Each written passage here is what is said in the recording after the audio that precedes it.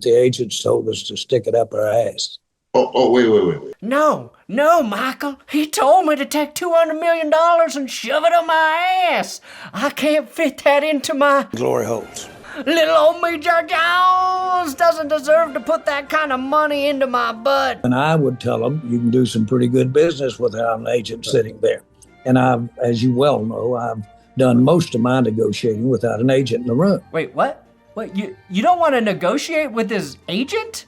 That seems wrong, Jerry. Borderline illegal. It would have made him the highest guaranteed player other than a quarterback in the NFL. I find it hard to believe that Micah Parsons' agent literally told Jerry to shove the largest defensive contract in NFL history, like Jerry Jones is claiming, up his butt. Stick it up our ass. Sorry, ass. And I no longer believe that the Jerry Jones and Micah Parsons contract situation is par for the course. Jerry Jones is on an all-time media tour, bouncing from Michael Irvin's podcast to Fox News to doing a sit-down with Stephen A. Smith, and he's incriminating himself every single time. The reason I'm taking this position is what's not in the contract. While the shove it up your ass comment is hilarious, this is the one that stopped me dead in my tracks and made me laugh uncontrollably. Because the facts are that about 10 or 12% of the players in the league today are making 2/3 of the money. Right. 10, 12%. A billionaire telling us there's a problem with 10 to 12% of the players making 2/3 of the money is the most ironic statement I've ever heard. To put it in perspective, this would be like me saying, I find urinating trees videos hard to watch because of the swearing. Fucking lovely. Anyway, I watched way more Jerry Jones interview footage than I cared to admit, and I wanted to talk about how fucked up this situation is. I've never seen an NFL owner talk to a former player on a podcast and ask him to help convince his current player to sign a contract. Michael, why don't you grab Micah and come over here with him and come with me and sit down here? Only Jerry could get away with this, and today I ask why. Here on That's Good Sports. I'm Brandon Perna. You gotta subscribe here. We're about 3,500 subs away from 775,000. I'm trying to get to that number before the season starts. Will you help me do it? Jerry Jones! Smiles and glory holes.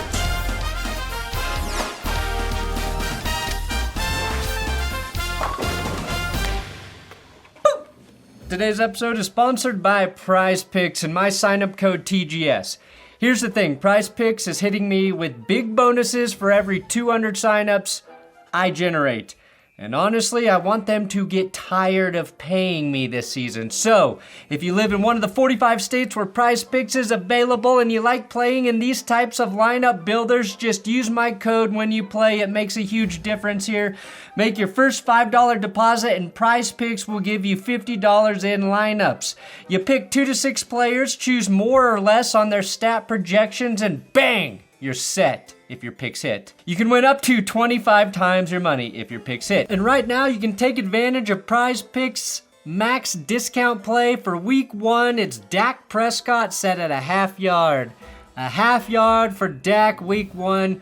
Add that into your lineup with their max discount. And I went a little crazy for my season-long stat projections for running backs. $5, you get to play, track these all year.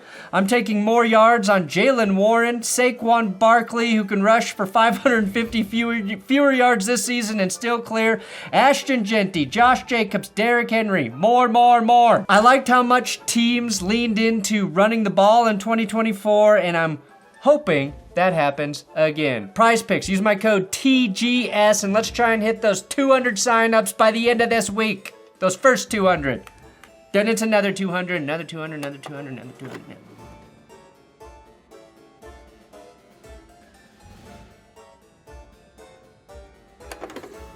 I think Jerry Jones has good intentions. I really do. The world would know that I want Micah to play on the team and that I respect him for what he can bring to the team. I think he might love his team and his players more than any other owner on earth. While on Michael Irvin's podcast, he said a bunch of interesting things. The first is the mentioning of how he and Michael Irvin negotiated Michael's contract man to man. Michael and I negotiated this contract, just the two of us. Just the two of us. If that's how a player wants to do it, more power to that player. Not only did it impress me, it bonded me. We do business together today, 30 years later. What Jerry insinuated there is by negotiating with him directly, by bonding with him, Jerry Jones, you as a player will have a friend and a possible business partner for life. He said for the next 20 to 30 years, which was true for Michael Irvin and his relationship. The problem there, Jerry, is that you're 82 years old. Are you really insinuating Micah Parsons should plan on having you help him with business when you're 102?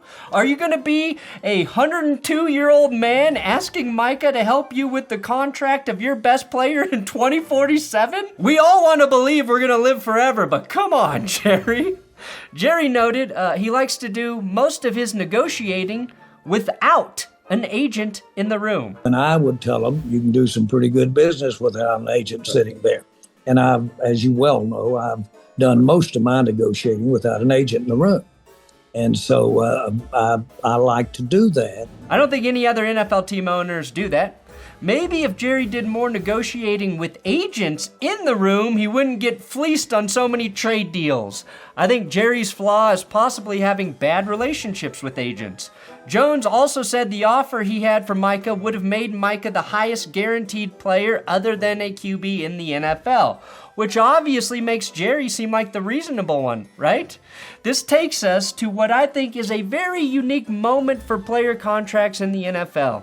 Jerry is an old dog, but he's not dumb, guys. What he's done here, at this impasse, is make himself look reasonable with what he allegedly offered Micah. Outside that initial press conference to start training camp for the Cowboys, He was hurt 6 games last year. Seriously. he has praised Micah, and now he has created a public enemy in Micah's agent, David Mulgeta.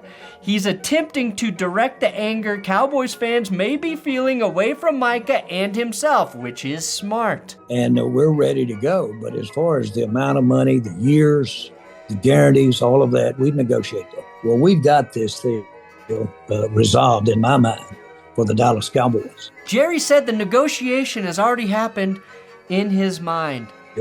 Resolved in my mind. Rainbows in my mind when I think of you. Jerry, if Micah has an agent, and that agent says it's time to actually negotiate the deal, that's when the negotiation happens, not in your mind. And the agent said, don't bother because we've got all that to negotiate. Well, I'd already negotiated. I'd already moved off my mark on several areas. And so the issue, very frankly, is we've had the negotiation in my mind. Because in my mind, I've made love to Sydney Sweeney and Anna De Armas at the same time. Rainbows in my mind. In my mind, I'm 6'2" and run a 4.3 40. In reality, I'm 5'8", jerk off alone, and I'll pull a muscle anytime I accelerate to anything faster than a jog. Where's the least important part of this whole equation we're talking about? What is the least incremental part of the whole equation? The attorney or the agent? Okay, he works for Micah. He's not the principal here in any way. But there's no need for him to come into this agreement except to look at all of the details of the agreement and all the fine print and all of that. And the agent's trying to get his nose in it. That's his job, Jerry. What's next? Are you going to complain about a corner defending a pass? Watching an NFL owner refuse to negotiate with a player's agent because he knows he can force that player to play on his 5th-year option and franchise tag him for a few seasons after is batshit crazy and pretty unethical. Fuck, I think trying to force a player to negotiate without an agent is a violation of the CBA, and it's wild that the NFL continues to allow this to happen. Goodell's not going to say anything because the 32 owners are his bosses. The other owners aren't going to say anything because they're like, shit, if this works, we can exploit so many players by negotiating with them instead of their agents, who are trained to do these things. And Jerry knows that with the NFLPA in shambles right now, he's got nothing to lose because the NFLPA can't even defend itself, let alone its current players. Plus, he's making himself look good by having guys like Michael Irvin essentially show that they're on his side. Jerry used this weird mommy and daddy analogy with Irvin and Stephen A. Smith. How many times have you seen the little rascal so clever go in there and mama told him, you go into mama and she won't do it. So you run into daddy, daddy says do it, and goes into daddy who only sees him after 5 in the afternoon, wants to love him. And then you go back in and say, mama, daddy said it was all right. So, oh, mama, daddy did. We've all been there and done that. We should note, Jerry thinks of himself as the mother to all of his players in this situation or analogy, which is endearing until you imagine him breastfeeding CeeDee Lamb. Anyway, Mulugheta, well, he's become one of the most prominent agents in the league over the last several years. He represents Jordan Love, Budda Baker, Jalen Ramsey, and infamously Deshaun Watson. Yes, David Mulugheta may be the devil incarnate for getting Deshaun Watson that contract. And we need to accept that we have to live in a world where he had an easier time getting Deshaun Watson paid than Micah Parsons. The point is that David Mulugheta is a real agent. He's not some friend Micah hired who's shooting from the hip. The problem with David, though, and he does deserve a little blame here, is that this is kind of how he advises his clients to get paid. His playbook is having his clients request to be traded or threaten to hold out because that, along with public pressure, is really the only leverage players actually have. Jerry Jones, though, he's not worried about negative headlines or blowback from his fans, and Jerry is trying to call David's bluff. While I do not believe David told Jerry to shove the contract up his ass, I do believe he was doing his job to maximize what Micah could get with him negotiating. You know, outside of Jerry's mind, a real negotiation. If you can get Deshaun Watson a fully guaranteed contract, you probably believe you have a superpower. Now that I think of it, you might actually have a superpower. Jerry won't negotiate with the agent. We know that because that's what Jerry keeps saying. Has the agent made the appropriate effort to have a reasonable conversation with Jerry Jones? I don't know. Ryan Clark posted a video after speaking with David on Twitter. I just hit David Mulugheta and I simply asked him, I said, did you tell Jerry Jones to stick the contract up his ASS? Because I was like, ain't no way. And he laughed and he said, I've never used that phrase in my life. So for anybody who is reporting that, for Jerry Jones saying that, this is false. This never happened. This is just another public way to make this situation, which is already ugly, even uglier. Sorry, Ryan. A grown man scared to say the word ass. To stick the contract up his ASS. Cannot be trusted. I do not trust you. Ain't that right, Jerry? Smiles and glory holes. I think a great agent doesn't just chase the money. And we're going to learn if David is a great agent. His job is to look out for Micah Parsons' best interests. And in doing that, he has to figure out how to talk to Jerry. That's not necessarily fair, but it's the way it is. Mulugheta, right or wrong, needs to adjust his approach to deal with Jerry Jones, in my opinion. And while his tactic of threatening to hold out worked with his other clients like Michael Thomas, Budda Baker, Derwin James, and Jalen Ramsey, it ain't working with the oldest, stubbornest, dadgum owner in the league, Jerry Jones. If Jerry was actually willing to pay Parsons, say the most guaranteed money for a non-QB ever, what's the holdup, David? What are you waiting for? That's usually the part of a negotiation that hits a wall, right? It's the exact thing that is causing Trey Hendrickson to hold out the guaranteed money. David, I understand working with Jerry can't be easy until he loves you. You have to convince Jerry to love you. Then everything gets better. The negotiation already happened in Jerry's mind, and you got to figure out how to get in there and see what that means. That's the future of negotiating with the Cowboys. Mind reading, David. Mind reading. The only time David Mulugheta has really failed is with the T. Higgins contract. Higgins fired him. And ultimately, took a much shittier deal to play with the Bengals. T's 4-year, $115 million contract only has $40 million guaranteed. By comparison, other guys like Brandon Ayuk and Jalen Waddle got $76 million guaranteed when they signed. DK Metcalf got $60 in Pittsburgh, Garrett Wilson $90. So T got played by Mike Brown because he fired David Mulugheta.